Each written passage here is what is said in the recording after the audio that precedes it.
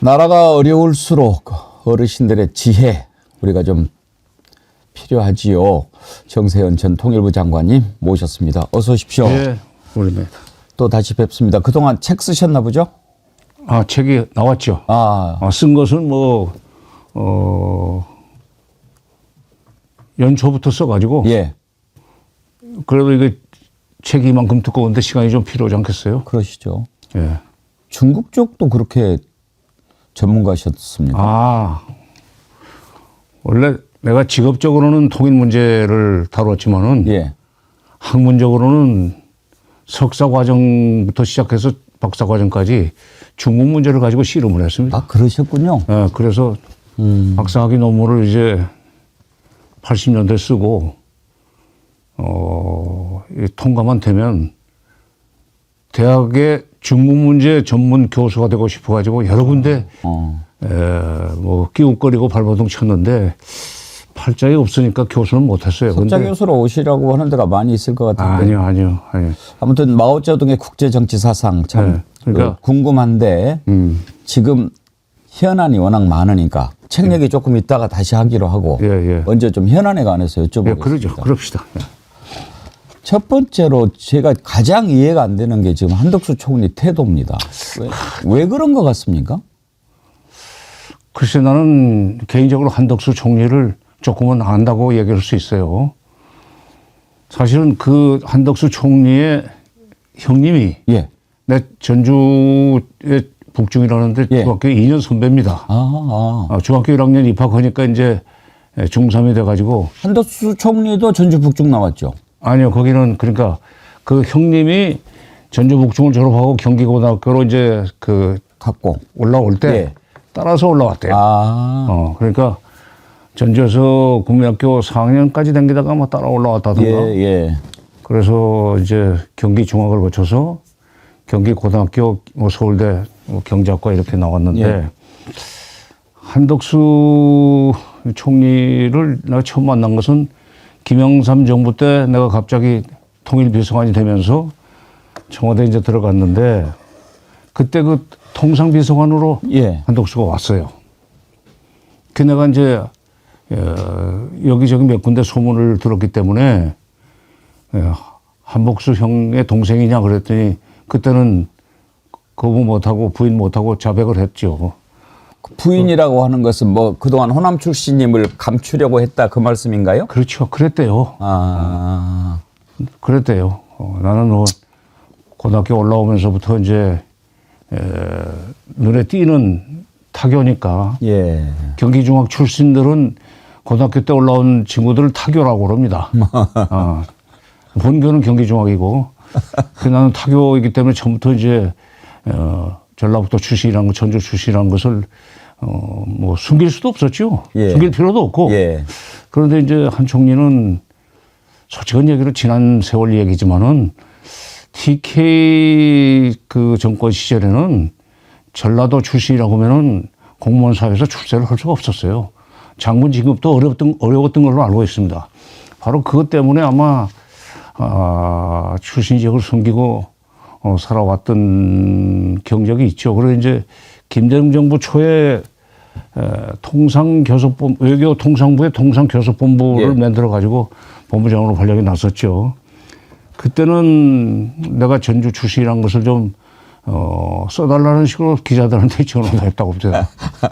그런 점에서는 조금 기회주의적인 성격이 길러졌다고 보는데 어떻게 보면은 나도 이제 호남 출신으로서 살아왔지만 공무원 생활을 했지만은 그 시기에 그렇게 숨어 지낼 수밖에 없었던 그 상황은 저는 인정을 합니다. 아니 근데 장관님 지금 이제 한덕수 총리의 어떤 기회주의적인 점을 지적을 해 주셨는데 그래서 더 이해가 안 가는 겁니다. 지금 기회주의자면 지금 윤석열 내란 혐의가 너무나 명백하고 탄핵이 돼서 지금 파면으로 가는 길에 있는데 왜 이런 선택을 하느냐. 글쎄 이제 박지원 의원이 또 무속이요? 한 말씀 거들었지만 무속. 아마 그 부인도 김건희 못지않게 무속을 좋아한다는데 거기서 뭐 얘기를 잘못 들으면은 지금 이 시기에 윤석열 편을 들어야 기회가 올 수 있다는 잘못된 생각을 하면 기회주의적으로 그럴 수 있죠. 그러면 주술 때문에 지금 어디에 빠져서 그런 것 같습니까? 글쎄요, 이게 무슨 책임입니까? 이해가 안 돼서 그러는 겁니다. 아니, 민주공화정이 아니라 이건 무슨 무소광국이에요, 지금. 아, 참. 왜 이렇게 됐을까요? 근데 뭐, 그 사업가들도 그렇고, 정치인들도 그렇고, 점집을 자주 드나든다고 그러잖아요. 예. 근데 잘못한 거죠. 예. 대단히 잘못하고 있는 겁니다. 오늘 이제 국회가 한덕수 총리 탄핵할 거 아닙니까? 탄핵하죠. 그런데 지금 보면 집단적으로 뭔가 좀 빠져 있는 것 같은 생각이 들어요. 그러니까 예를 들어서 그동안에 여야가 서로 대립할 때는 이런 논리 저런 논리를 가지고 막 서로 붙고 그러지 않습니까? 근데 지금 국민의힘이 내세우는 것은 논리가 일단 말이 안 되지 않습니까? 무조건 배째라 이렇게 가는 거 아닙니까? 배째라, 외형적으로는 배째라인데, 예. 내막적으로는 이렇게 말하자면 방해를 하다 보면 탄핵이 이제 기각될 수도 있다. 그렇게 하면 윤석열 살아날 수 있다. 그때 그가 데리고 갈 수 있는 사람이 되기 위해서는 우리도 그쪽 편에 줄을 서야 된다는 잘못된 생각 때문에 그런 것 같습니다. 수적으로는 지금 불리하지만 구분이라는 게 그렇게 이상하게 풀릴 수 있다는 잘못된 착각이라고 할까. 신기루를 보는 그런 사람들이 지금 국민의힘의 지도부를 형성하고 있기 때문에. 근데 또 탄핵 문제 표결할 때 또 집단으로 퇴장할 거 아니겠어요? 예.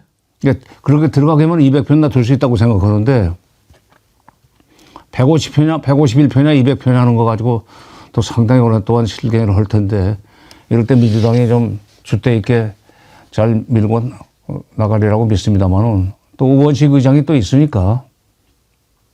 지금 국민의힘은 만약에 이대로 하면은 그것도 뭐 헌재에다가 물어보겠다, 또 탄핵 심판도 무효로 뭐 하겠다, 막 이렇게 하고 있는데 정말로 윤석열이 복귀할 가능성이 있다고 믿을까요? 아니 이건 너무나 명약 관화한 일 아닙니까? 뭐 이론의 여지가 있습니까? 우리가 볼 때는 없죠. 근데 그들이 볼 때는 있기 때문에 이런 식으로 지금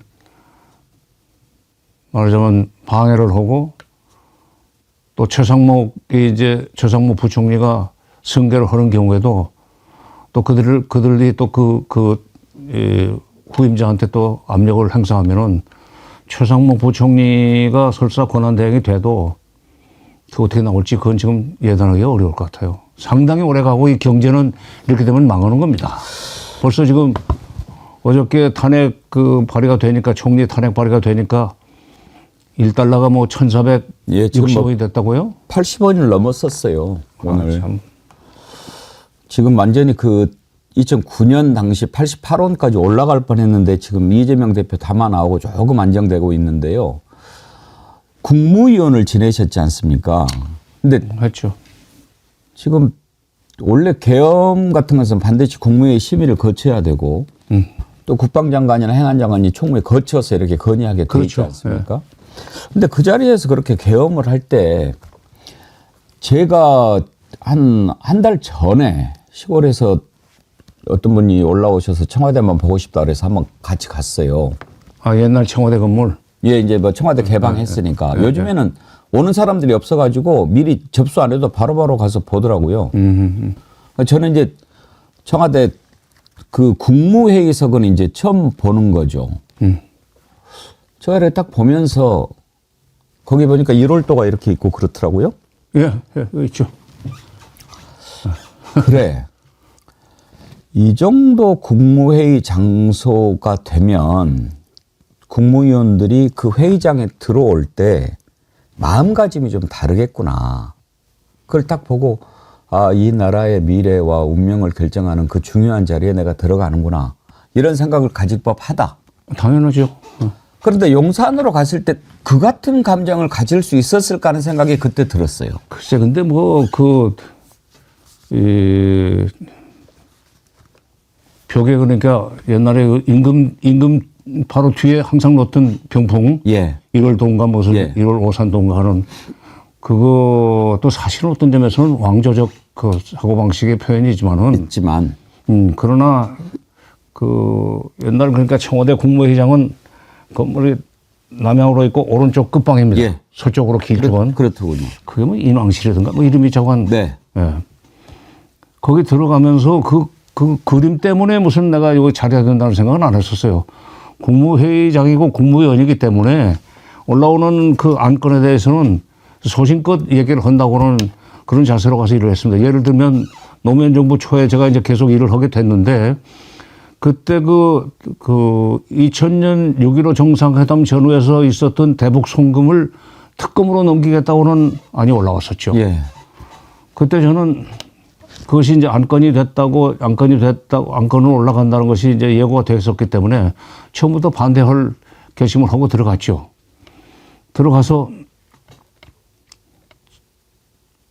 그 첫 번째 발언을 했어요. 물론 첫 번째 보고는 법무부 장관이 했습니다. 강금실 장관이. 예. 근데 강금실 장관도 이게 특검하면 안 된다는 식으로 법무부의 의견을 제시를 하더라고요. 그러고 나서는 의장 자격으로 앉아 있는 노무현 대통령이 다들 얘기들 해보세요. 그래서 먼저 손 들고 그동안에 나는 남북 관계를 오랫동안 현장에서 다뤄왔던 사람인데 이거 이렇게 되면 앞으로 남북 관계 정말로 그 판이 깨지는 거니까 절대로 이것은 해서는 안 된다 하는 식으로 발언하고 이어서 이제 행자부 장관이었던 김두관 그리고 이제 그 여성부 장관이었던 지은이 이렇게 연속으로 반대 의사를 표명했어요. 그러자 저 끝에 있던 해수부 장관 그때 그 해수부 장관이 이름이 누가 허성관. 원래 광주 출신이에요 그 사람. 예. 근데 어떻게 대학을 동아대학으로 가가지고 부산 사람 행세를 하는데 뭐 난데없이 부산 민심은 그렇지 않습니다. 뭐 특검해야 된다는 식으로 얘기를 하더라고요. 그래서 내가 속으로 저 사람 부산 사람도 아니면서 어떻게 부산 민심을 핑계를 대고 이게 특검을 하자고 하느냐 하는 식으로 말도 안 된다 하는 식으로 이제 속으로 생각했죠. 고함지를 써놓고. 그러자 다른 사람들이 발언하려고 그러니까 노무현 대통령이 됐습니다. 그만합시다. 내 생각이 있어요. 하면서 대통령이 뭐 반대가 있지만 내 생각에는 이거 해야 된다고 생각합니다 하면서 방면을 두드려 버리더라고요. 그런 장면이 있었습니다. 그러니까 국무위원은 자기의 직무와 무관하게 내가 통일부기 때문에 대북 송금을 반대하는 건 아닙니다. 국무위원이기 때문에 국가 대사에 관련해서 다른 분야의 문제에 대해서 의견을 개진하게 돼 있어요. 보직만 통일부 장관이지 직급은 국무위원이니까. 그 이번에 이 사람들 뭐 11명인가 모였을 때 그 11명만 불렀다는 것부터가 수상해요. 예. 그리고 그 연락을 한덕수 총리가 했다는 거 아니에요? 예. 그러면 처음부터 이것은 동의를 조건으로 해서 불렀다고 봐야 되고 그렇게 되면은 이제 법에 의해서 내란 뭐 그 수개는 못 되지만 내란의 그 공범으로 뭐 처벌을 받을 수밖에 없는 길을 걸어간 겁니다. 그러니까 다른 소리 할 것으로 예상되는 의원들은 아예 빼버리고 그렇죠. 그냥 정족수만 채우자 이렇게 연락을 했을 것이다. 최소 정족수. 예. 그러니까 그건 절차상의 중대한 흠결을 처음부터 안고 간 거죠. 그렇게 만약에 의도를 가지고 했다면 한덕수 총리도 내란에서 자유롭지 못한 거 아닙니까? 아니 그러니까 못한 거죠. 적극적으로 그래서 반대하지 않았다고 그래가지고 뭐 속으로는 뭐 옳지 않다고 생각했다는 식으로 나중에 중얼거리던데 예, 그 소집을 할 때 11명만 찍어서 불렀다는 얘기는 이미 지금 성향 조사가 끝났다는 얘기고 반대할 사람은 안 불렀다는 얘기라면은 처음부터 그건 윤석열 대통령이 계엄 선포하는 것을 지지하는 조건으로 모였지만은 회의록도 없고 그다음에 뭐 결정됐다고 해서 방명이 두드린 것도 없고 중대한 절차상의 흠결이 민주주의에서는 절차 문제도 굉장히 중요하지 않습니까? 가장 중요하지요.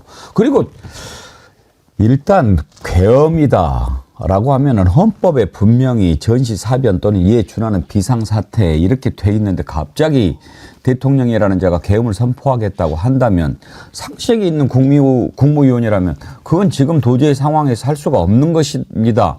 절대 안 됩니다. 바짓가랑에 자꾸 늘어지는 자가 한 명이라도 그러니까 있어야 되는 거 아닙니까? 우리 저 드라마에서 자주 나오는 장면이지만 의전 회의를 할 때 중신들이 아니되옵니다. 아니되옵니다. 전하 통촉하시옵소서 아니되옵니다를 그런 장면이 얼마나 많이 나옵니까? 예.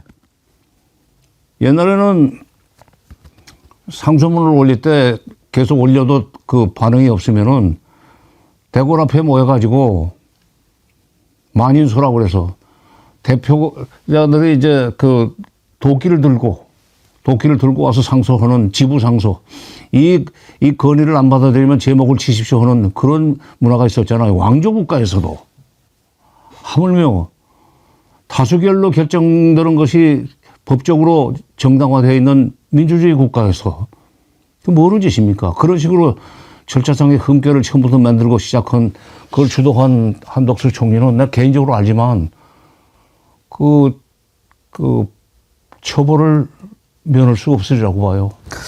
오늘 이제 장관님을 모신 것은 현자의 지혜를 좀 듣고자 함인데요. 지금 일단 아니 현자까지는 못 되고 이런 상황에서 어떻게 해야 될 것인가를 좀 정리를 좀 해주셨으면 좋겠습니다. 예, 예. 윤석열은 저렇게 지금 버티고 앉아서 무슨 생각을 하고 있는지 모르겠는데 우편물도 안 받아, 뭐 서류도 안 내, 그러면서 뭐 꽁꽁해석을 꾸미고 있는 것 같고 한덕수 총리 무엇에 쓰였는지 이렇게 말도 안 되는 얘기를 하고 있고 국민의힘 뭐 이렇게 한번 하다 보면 무슨 수가 생기지 않을까 이렇게 하고 있고 공수처 이 정도 하면은 빨리 체포영장 내렸는데 뭐 한 번 더 귀한 시간을 내주시기를 바란다 이렇게 하고 있고 경찰하고 검찰은 서로 수사권 가지고 싸우고 있고 헌법재판소는 아직도 6명 가지고 이렇게 하고 있고 이래가지고 이거 제대로 질서 있게 수습이 되겠나 이렇게 걱정하는 국민이 많지 않습니까? 많죠. 이런 상황에서 어떻게 매듭을 풀어가는 것이 좋겠습니까? 일단 한덕수 총리를 이제 뭐 탄핵을 하고 사법 처리 절차를 바꿀 수밖에 없죠. 이제 거기는 대통령과는 좀 다른 그 절차를 거치게 됐으니까. 그 다음에 또 후임 무슨 권한대행이 또 그러면 그것도 그냥 계속 밀고 나갈 수밖에 없고 밀어내고 다시 후임 또 세우고 그래도 말을 안 듣면은 뭐 한쪽에서 나온 여기저기나 방송에서 보니까 노정면 의원이 6인 정도를 완전히 제거해버리면은 국무회의를 열 수 없었고 그렇게 되면은 모든 권한은 국회로 넘어가니까 국회의장 중심으로 문제를 풀어나가야 된다고 이제 하는데 그 정도 되면은 지금 공수처와 검찰과 무슨 경찰 사이에 소위 세력 싸움도 그것도 난 정리가 되리라고 봅니다. 그러면은 지금 문제 있는 국무회의 그 국무위원들 다 정리해도 오히려 그것이 혼란을 더 줄이는 길이 될 수도 있다 보십니까? 그런 극역 처방 아니면은 지금 이 위기를 돌파하기가 어렵지 않나 하는 생각이 들어요. 아. 법적으로 그러니까 국무회의가 없으면은 국회에서 법을 통과시키는 거 그게 바로 그냥 공포가 된다는 거 아닙니까? 법에 의해서. 뭐 그런 상황을 우리가 겪어본 적이 없어가지고. 하여튼 이론적으로 그렇다고 여기저기서 예. 법률 전문가들이 얘기를 하니까 그렇게 되기 전에 사실은 다음번 이제 권한 대행이 순리대로 나는 그래서 최상목 부총리가 대행이 되는 경우에 경제문제 전문가라면 경제를 살리기 위해서라도 지금 말하자면 민주당이 추진하는 쪽으로 힘을 실어줘야 된다고 생각해요. 예. 물론 한덕수 총리도 경제 전문가인데 워낙 오랫동안 경제 전문가로서 이 정권을 여러 정권을 거치면서 출세를 하다 보니까 자기 소신대로 못하는 것이 습관화된 것 같아요. 나는 최상목 총리도 이제 경제기획원 출신이긴 하지만은 상대적으로 나이가 젊기 때문에 거기는 그렇게 노회하지는 않으리라고 봅니다. 기대를 걸어봅니다. 기대를 걸어보시고 만약에 그래도 안 된다 하면은 다 날리는 것밖에 방법이 없다. 그밖에 없죠. 예. 그러니까 국민의 절대 다수가 지금 민주당에 192석을 만들어준 거 아니에요. 예. 그럼 대한민국은 민주공화국이다. 모든 권력은 국민으로부터 나온다는 헌법 1초에 입각해서 국민들이 뽑아준 192명이 절대 다수의 192명이 끌고 하는 국회 중심으로 당분간 풀어나갈 수밖에 없죠. 지금 보면은 국민의힘에서 한 3명만 정신을 좀 더 차리면 될 것 같거든요. 이번에 보면 4명이 참석을 했고 안철수 의원은 일단은 뭐 헌법재판관 임명 동의하는데 어차피 야당만 가지고도 될 거니까 이번에는 그냥 당론을 따랐다 하고 있지만 여기도 이제 찬성할 거라고 보고 그러면 5명이거든요. 3명만 더 정신이 있는 사람이 오면은 모든 일이 좀 순조롭게 될 것 같은데. 국민의힘에서 지난번 그 12월 14일 날 탄핵 표결 때처럼 집단 퇴장만 안 하면 되죠. 그때는 집단 퇴장 안 했기 때문에 204표가 나온 거 아닙니까? 그러니까 그거를 어떻게 막느냐. 지금 국민의힘 나머지 권성동, 권영세 팀이 권성동 팀이 지금 얼마나 지금 이 표단속을 할지 그건 지금 예단할 수가 없으나 앞으로 그 사람들이 계속 정치를 하고 이 대한민국에서 살려면 이번에는 지난번처럼 12월 14일처럼 그냥 국민의힘에 들어가도록 하면은 국회의원 들어가도록 하면은 거기서 뭐 이탈표가 아니라 정상적인 투표를 할 수 있으라고 나는 봅니다. 그렇게 해야 될까 참 그렇게까지 안 갔으면 하는데 알겠습니다. 그리고 한 가지요. 지금 이제 드러나는 일들 가운데 하나가 윤석열 일당이 계엄을 선포하기 위해서 계속 지금 북한을 자극해서 그거를 가지고 계엄의 빌미를 삼으려고 했다는 게 지금 드러나지 않습니까? 드러났죠. 그런데 참 천만 다행으로 북한이 이제 우크라이나 그것 때문에 좀 정신이 빠져서 그랬는지 아니면 그걸 간파했는지 몰라도 응하지 않았어요. 응하지 않을 내부적인 원인이 있습니다. 그런데 이쪽에서 계엄을 추진했던 그 팀들은 공식적인 조직으로부터 그러니까 국방정보본부가 있고 국방부에 예. 북한 전문입니다. 그다음에 국정원에 또 1차장 산하가 그 북한 전문이고 통일부에도 북한 전문 그 조직이 있죠. 예. 정보분석국이라고. 북한 내부를 들여다보는 사람이라면은 계엄에서 그 정당성을 확보하기 위해서 북한에 도발을 유도하려고 하는 생각을 할 수가 없었어요. 사실 내막적으로. 예. 금년 1월 24일인데 그때 김정은이가 작년 말에 당 중앙위원회 전원회의를 열어가지고 이제 남과 북은 2개 국가다. 2개 민족이다. 민족도 다르다. 그리고 피차 교정국가이기 때문에 앞으로 상종을 할 필요가 없다. 그들과는 뭐 왕래도 할 필요가 없다 하면서 통일을 연상시키는 그런 용어도 전부 다 헌법에서조차 빼라. 이렇게 지시를 내리고 그다음에 1월 24일 날 어떤 지시를 내렸냐면은 앞으로 10년 동안에 매년 전국의 20개 지역에 공장을 지어 가지고 우리 옛날에 70년대 새마을 공장 같은 겁니다. 예. 그래가지고 인민들이 먹고 입고 쓸 수 있는 그런 생활 필수품을 쉽게 조달할 수 있는 그런 체제를 갖춰가지고 10년 후에 200개 공장이 돌아가면 되는 거니까 그렇게 하면서 김일성, 김정일을 세습한 지도자가 아니라 인민들의 생활을 그야말로 파격적으로 격상시켜줘서 모든 인민이 행복하게 살 수 있는 그런 시대를 열었다는 그 업적을 가지고 우상화를 하기 위한 프로세스를 지금 시작을 했어요. 예. 금년 초부터. 근데 거기에 이제 20개 공단 지역에, 공사 지역에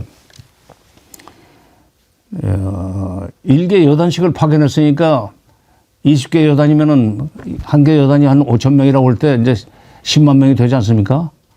그렇게 내보내는데 그리고 그 경제 발전을 위해서 총력을 경주하는데 자꾸 이쪽에서 건드리니까 그쪽에서는 이제 데리고 오지 마라. 예. 괜히 저쪽에 이 도발에 반응하다 보면 코가 꿰인다. 그래서 10월 8일 날 보냈던 소위 무인기, 그때도 김여정이가 10일 날 아주 고약한 담화를 발표했지만 내용을 보니까 또 한 번만 그러면 가만히 있지 않겠다는 식으로 했는데 다시 무인기는 안 보냈지만 10월 뭐 중순인가 10 며칠경에 또 다시 또 백령도 연평도에서 자주포를 그 예. 뭐 400발, 200발 쐈다는 거. 그래도 대꾸가 없었어요. 반응이 없었어요. 예. 그러다 보니까 이제 이 사람들도 아, 이거 안 걸려드네. 예, 예. 그 마지막으로 이제 그 오물풍선을 날리는 그 지점을 때리라고 했는데 예. 합참의장이 노했단 말이에요. 예.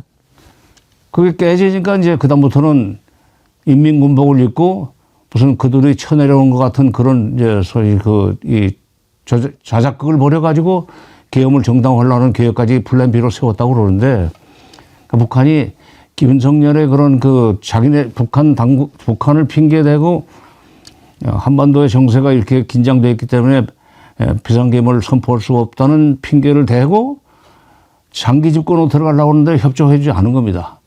김정은이가 지금 그리고 바로 그런 20 곱하기 10 정책이라고 그러는데 20개씩 공장을 만드는 걸 1년에 10년 동안 그거에 필요한 자재와 장비 자금을 벌기 위해서 한 만여 명의 병사들도 러시아에 파병한 거예요.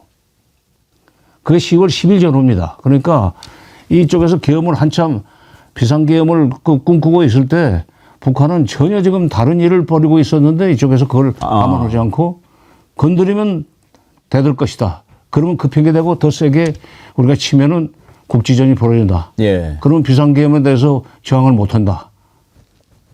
근데 계산이 안 맞았죠. 그러면은 장관님 보시기에는 물론 러시아에 파병하고 이런 것도 있지만 어느 정도 우리 쪽의 도발 의도를 간파했을 가능성도 있다고 보시는 겁니까? 그러니까 우리만 그쪽을 도감청하는 거 아닙니다. 아하. 전 세계가 지금 아니 미국이 우리 도감청하듯이 예. 지난번에 시인했지만 미국이 도감청하듯이 북한도 저전방 지역에서 얼마든지 그 정도는 간파할 수 있어요. 그래서 이쪽의 의도를 소위 그런 행동을 하는 데 있어서 표방된 정책과 저의 리얼 인텐션 그 북쪽도 압니다.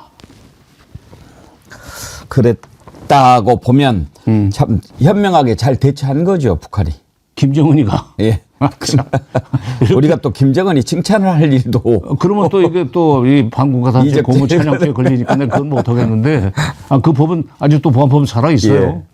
그러니까 찬양을 못 하겠는데 한 가지만 더 여쭤보겠습니다. 이제 통일부 장관을 하셨는데 오랫동안 이번에 HID 북파 공작 요원이라든지 또 뭐 그런 쪽의 움직임들을 국민들이 많이 알게 됐습니다. 뭐 블랙 요원이 어떠고 저쩌고.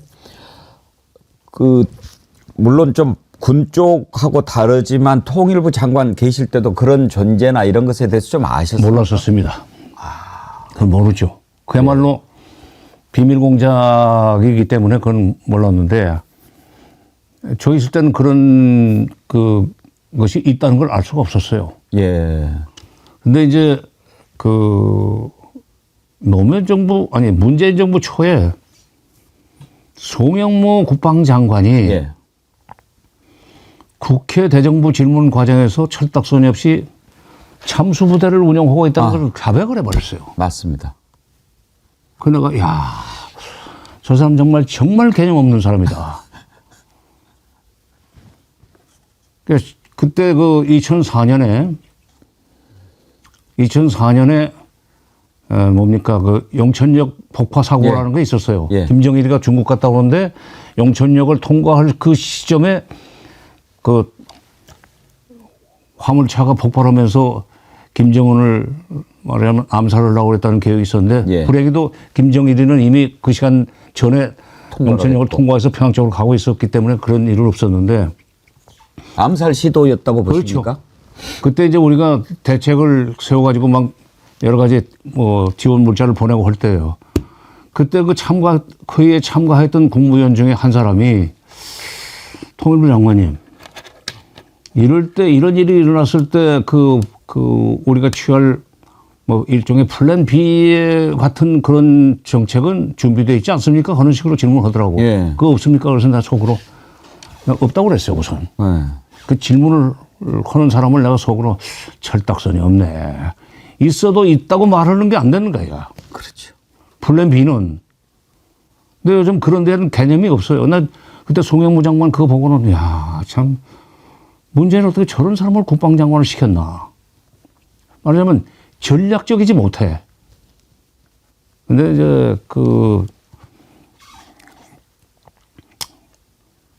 이번에 지금 HID가 뭐 어떻고 707이 어떻고 뭐 그다음에 무슨 이제 블랙 요원 예. 이게 군에서 운영한다는 것이 다 드러나 버리지 않습니까? 그러니까요.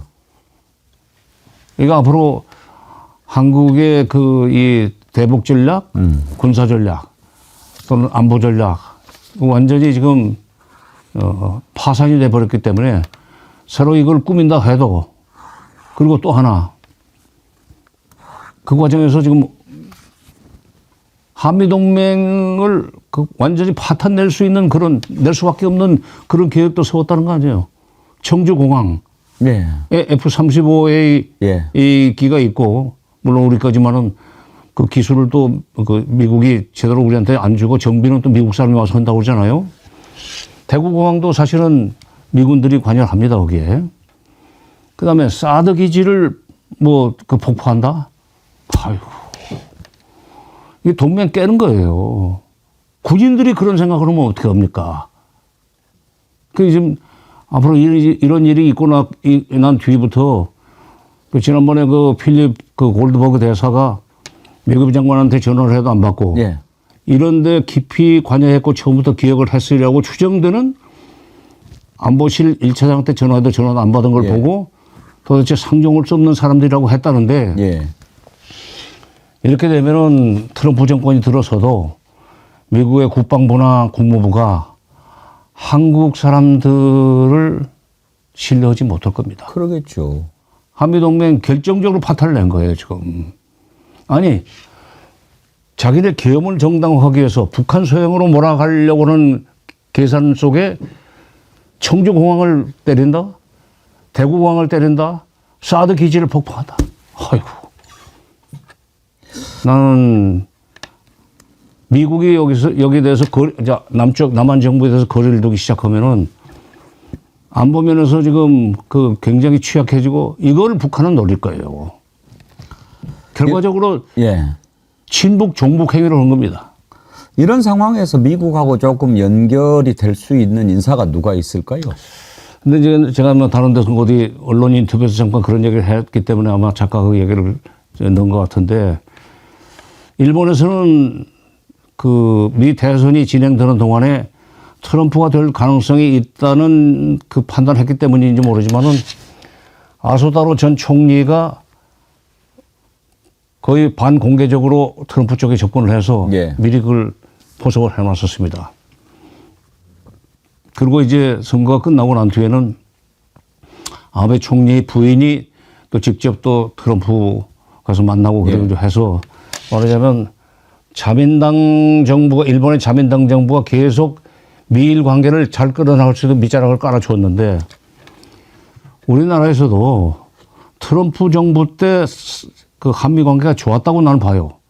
특히 북한 문제를 둘러싼 북미 정상회담도 사실은 문재인 정부에서 주선을 해줘서 된 거고 예. 하노이 회담은 좀 잘못됐지만 그걸 다시 회복하기 위해서 2019년 6월 30일 날 트럼프와 김정은이 판문점에서 만나도록 주선하지 않았습니까? 예. 그때 역할을 했던 사람들이 우리가 지금 미국과 가까워져야 되는 트럼프 정부가 가까워져야 되는 이유는 북한 문제 때문이에요. 그때 역할을 했던 사람들이 좀 움직여줘야 된다고 생각합니다. 그런데 이제 지금은 물러났기 때문에 돈도 없어요. 예? 자기 돈 들여서 미국 갈 수는 없어요. 그럼 민주당에서는 의원 외교 형식으로 돈이 있으니까 한미 의원 외교 형식으로 가면서 고문 비슷하게 모시고 가면 될 거 아니에요. 그러면서 그 사람들이 물론 트럼프 1기 멤버들은 다 이제 물러나고 2기 멤버가 새로 편성이 됐지만은 그래도 트럼프 쪽에 줄을 댈 수 있는 길을 찾아보면은 뭐 그전 사람들이 다시 지금 현재 들어가는 사람들하고 연결이 될 거 아닙니까? 그런 식으로 해서 민주당이 좀 적극적으로 움직여줘야 돼요. 의원 외교 형식으로 하면서 예. 트럼프를 이제 그 트럼프가 줄을 내려고 하면서 과거에 문재인 정부 때 트럼프 일기 때 문재인 트럼프 간에 가계 역할을 했던 공무원들이 움직여주면 좋고 거기서 지금 문재인 전 대통령도 뭔가 역할을 해줘야 됩니다. 문재인 대통령을 평상에 앉아가지고 예. 책만 팔지 말고 좀 문재인 대통령을 적극적으로 좀 움직였으면 좋겠어요. 문재인 대통령 드러나는 거 안 좋아하는 국민들이 많습니다. 그래도 심지어 한미관- 윤석열 저자를 누가 시켰냐 이런 말들을 많이 하거든요. 그런 원시에 비슷한 것이 있긴 있죠. 그러나 그래도 사기 민주정부가 한미 관계, 북미 관계를 안정적으로 관리할 수 있도록 하기 위해서는 한미 관계, 북미 관계 그 개선에 그 가교 역할을 했던 사람들이 움직여주는 것은 도리라고 생각해요. 아무튼 걱정입니다. 한 가지만 더 여쭤보겠습니다. 예, 지금 예. 한미 동맹 이것도 매우 중요하지만 또 국제적으로 이렇게 좀 여러 가지 노력해야 될 것 가운데 중국과의 관계 회복도 매우 중요하다고 강조하시지 않았습니까? 예. 왜 그렇습니까? 지금 그 키신저가 이미 2012년에 쓴 책에서 온 차이나라는 한 책에서 미국은 지고 있는 나라다. 중국은 한편 뜨고 있는 나라다. 영어로 하면 미국은 디클라이닝 컨트리고 미국은 라이징 컨트리다. 그렇게 썼어요. 그러면서 진단을 하면서 중국이 뜨고 있기 때문에 그들이 국력이 좀 더 강화되면은 중국이 라이슨 컨트리. 라이슨 컨트리. 아까 미국이라고 그러시거든요. 예. 미국은 이제 디클라이닝 컨트리고 예. 그렇게 되면은 과거 천하를 호령하던 중화 제국의 위상을 회복하려고 할 것이다. 그러니까 오늘날 지금 시진핑은 중공몽이라는 이름을 붙였고 그 앞에 후진타오는 중화부흥이라는 표현을 예. 썼는데 바로 그 중화부흥 중공몽을 예견한 겁니다. 그렇게 됐을 경우에 미국이 그냥 그 막무가내로 중국을 찍어 누르거나 그들과 간판 벌리려고 하면은 감당할 수 없다. 그러면서 이제 공전하라는 식으로 얘기를 했죠. 그러자 미국에서 이제 그 뒤늦게 미국이 디클라이닝이고 중국이 라이징이라는 걸 알면서 2013년부터 12년에 키신저가 그런 얘기를 했고 13년부터 이제 유럽하고 중동 중심의 외교 정책을 아시아 쪽으로 옮겼어요. 그래서 아시아로의 귀환이라는 명분을 내걸고 오바마 때지만 정책을 추진하는데 흘러다 보니까 힘이 딸린단 말이에요. 잠깐만요. 장관님 발에 뭘 좀 깔아드리겠습니다. 그 자꾸 의자 이제 구두 밑에서 소리가 그래요? 이렇게 나가지고요. 그걸 깔으시면 좋겠습니다. 내가 너무 요동을 쳤나요? 예. 그러면서 아시아로 귀환을 했는데 미국의 힘이 딸려요. 중국의 힘은 그야말로 비약적으로 상승을 하는데 그러니까 미국이라는 나라가 저 유럽에 있는 거 유럽에 유럽에 보내고 있는 군대라든지 이런 것까지도 다 항공모함까지 이쪽으로 끌어들이면 좋지만 그럴 수는 없지요. 8대가 되는 항공모함이 5대양을 누비고 있으니까 동아시아 쪽에 한 2-3개만 갖다 놔도 되는데 중국이 한참 또 항공모함을 건조하고 있단 말이에요. 그래서 힘이 모자라니까 예. 인도 태평양 전략이라는 걸 들고 나온 겁니다. 그러니까 미국이 일본, 한국, 호주, 뉴질랜드를 끌어안고 스크럼을 짜고 중국을 보유해 들어가는 형국으로 해도 감당이 안 돼요. 예. 근데 이제 더 중요하다고 할까 재밌는 것은 시진핑이 2013년에 이제 국가주석까지 된 뒤에 오바마를 만나러 갔어요. 6월 달에. 가가지고 앞으로 미국과 중국 사이에 신형 대국 관계를 구축하자 하면서 태평양은 미국과 중국이 나눠서도 충분하다 하는 그런 식으로 얘기를 했는데 바로 그 중국의 생각은 이제 적절하게 미국은 좀 완전 날짜 변경선 뭐 동쪽은 너희가 차지하지만 태평양 서쪽은 우리의 영역이다 하는 식으로 이제 치고 나간 거죠. 그러면 그 흐름은 지금 더 계속될 수밖에 없는 것이 지금 중국은 어떤 꿈을 꾸고 있냐면 2049년 중화인민공화국이 수립된 100년이 되는 2049년에는 GDP 면에서 미국을 능가하겠다는 겁니다. 예. 근데 키신저가 2012년에 중국 차이나라는 책을 쓰면서 디클라이닝 간추리 뭐 라이징 간추리라는 얘기를 했지만 이미 IMF 추계로 2010년이 되면 중국의 GDP 총액이 미국의 40%가 되면서 G2로 올라서 버렸어요. 일본을 제끼고. 예. 일본, 독일이 밑으로 깔린 겁니다. 그런데 그러면서 2020 그러니까 지금 금년이 몇 년이죠? 24년. 24년. 예. 이제 집니다만. 예. 21년이 되면서 1인당 소득 10,000불이 되고 그러면서 중국 GDP 총액이 미국 GDP 총액 70%까지 올라온 겁니다. 그러니까 앞으로 이제 30% 남았어요. 그런데 남은 시간은 한 6, 7년이 남았다고. 그러니까 미국의 힘은 점점 딸린다는 게 예, 분명합니다. 예. 수치로 봐도. 예. 자, 그러면은 우리가 지정학적으로 중국 옆에 가까이 있습니다. 안보 면에서 미국에 그동안에 의존을 해왔지만은 경제를 그동안에 중국에 의존하면서 G10까지 올라갔던 나라이라면 중국이 이렇게 뜨고 있으면은 그걸 방해하고 싶어 하는 미국의 편을 쓸 것이 아니라 미국과의 관계도 적절하게 하면서. 유지하면서 중국과의 관계도 적절하게 예. 유지를 해 나가야 되는데 윤석열 정부가 들어서 가지고 탈중국을 선언해 버렸단 말이에요. 너무 일방적이었죠. 예, 일방적으로. 그거는 미국이 바라는 바가 있었어요. 내가 새 정부는 반민을 할 수는 없습니다. 예. 안보적으로 우리가 미국과 밀접하게 연관이 되어 있기 때문에 예. 기본적으로 무기 체계가 미국 거고 군대 편제가 미국 거기 때문에 그건 어쩔 수 없으나 경제적으로는 중국에서 돈을 벌어야만 산다는 그 절대 명제 앞에서 미국과 중국 사이의 등거리를 유지를 하는 외교를 해나가야 된다고 봅니다. 예, 바로 예. 이 지금 마오쩌둥의 국제적 사상은 마오쩌둥으로 시작을 하지만 부제는 미중 대결 시대 시진핑 외교 전략의 뿌리라는 부제를 가지고 있습니다. 예. 내가 시진핑 외교 전략을 좀 분석하다 보니까 그게 후진따오로 올라가고 장점으로 올라가고 등소평으로 올라가는데 등소평과 모택동은 마오쩌둥은 같은 시대에 살았단 말이에요. 예. 결국 마오쩌둥까지 올라가고 마오쩌둥에서 시작된 여러 가지 뭐 양대 진영론, 3대 진영론이 시진핑으로 연결이 되고 있는 거예요.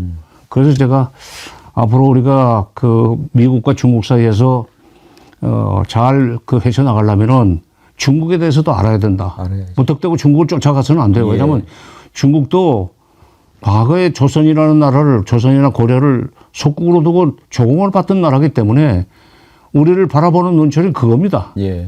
그런 중국을 적절하게 맞으면 우리가 미국 밑으로 기어 들어가시 중국 밑으로 기어 들어갈 수는 없으니까 적절하게 중국을 관리하기 위해서는 중국 전통적인 외교 방식에 대해서도 알아야 되고 그러려면 마오쩌둥 알아야 되고 그다음에 그걸 알면은 중국과의 협조도 적절하게 하면서 미국과의 관계도 적절하게 예. 꾸며 나갈 수 있다. 그래서 중국을 알아야 된다는 얘기인데 우리 외교관들이나 학자들이 그동안에 이제 미국 역파들이 많고 미국에 그 관계했던 사람들이 많은 관계로 미국은 안다고 생각을 해요. 그래서 아는 면이 많이 있습니다. 그러나 중국에 대해서는 아는 사람이 이렇게 별로 많지 않은 것 같아요. 그만큼 또 이렇게 제쳐놓으니까 더 그렇게 했죠. 이번에 다시 한번 좀 주의를 환기시키는 예, 예. 그런 저술이 될 것 같습니다.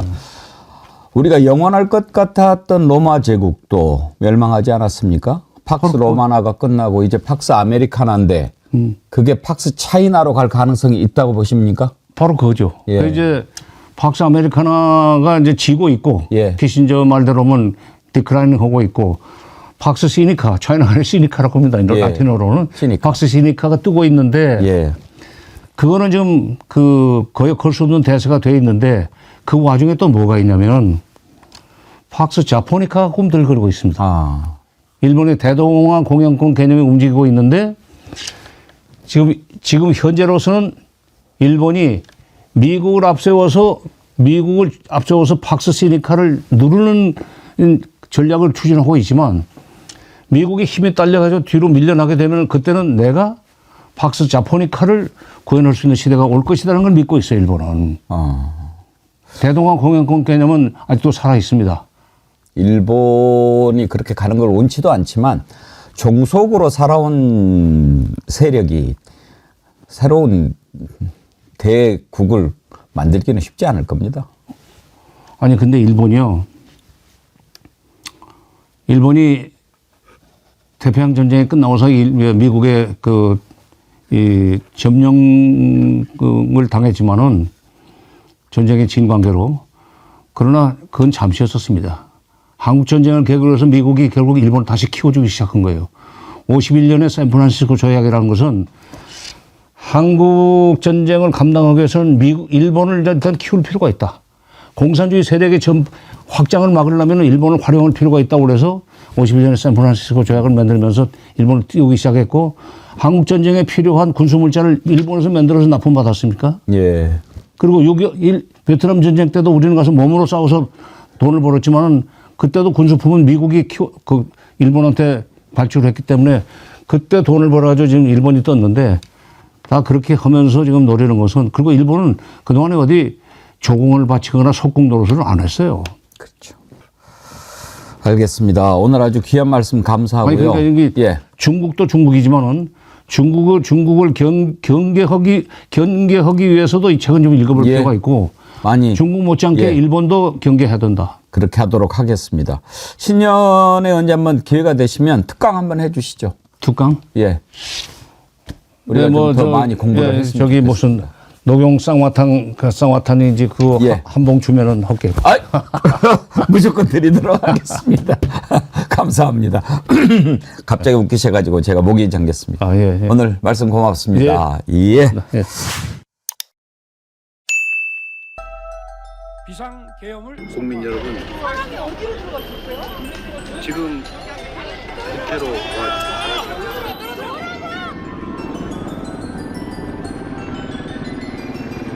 1997년 대법원 판례를 보면은 비상계엄은 모도의 정쟁의 통째로 되어집니다. 알고 계십니까? 그거가 됩니까? 순간 이게 친위 쿠데타입니다. 정치적, 법적 중립을 회피하지 않겠다던 이정만 대통령. 히틀러는 이미 정권을 하지만 갖고 있는데도 헌법재판소의 탄핵- 쿠데타를 일으켜서 모든 기관을 다 장악합니다. 대통령에 있으면서도 군대를 동원해서 국회를 침탈하지 않았습니까? 이게 쿠데타가 아니면 뭐란 말입니까?